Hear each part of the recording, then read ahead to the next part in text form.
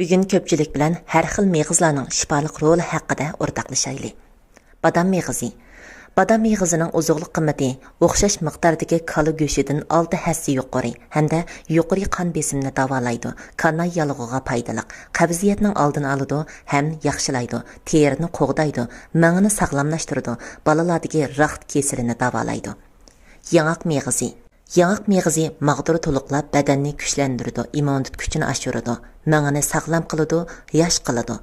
Yalluq qaytirib bakteriya o'ldiradi, rakning oldini oladi va rakka qarshi turadi. Mangni saqlamlashtirib, qerishni kechiktiradi, qon tozalaydi, mangiga ozuqlik yetkazadi, qon tomir qaytishining oldini oladi. Uchayni siliqlab, qabziyatni davolaydi. Quruq uzum.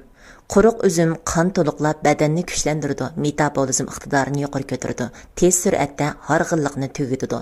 Ortiqcha mayni yo'qotadi, yurak qon tomirini qo'g'daydi, hazmni yaxshilaydi, tomir miqdorini to'liqlaydi. Kao urug'i meg'izi. Kao urug'i meg'izi uchay va oshqozondagi qurutni tushiradi. Balalardagi tasma qurut kesili, cho'nglardagi qursoq esilib og'rishga obdan manfaat qiladi. Ma'zi bezi yallig'i va tug'maslikni davolaydi. Chilan. Chilan maydani kuchaytirib, quvvat paydo qiladi, qon to'liqlab, ruhni tinchlantiradi. Qunaq. Qunaq o'pkaga foyda qiladi, yurakni tinchlantiradi, talni sog'lomlashtirib, ishtahani ochadi, suyuqlik ravonlashtirib, ho'llikni yo'qotadi. Sig'ir urug'i.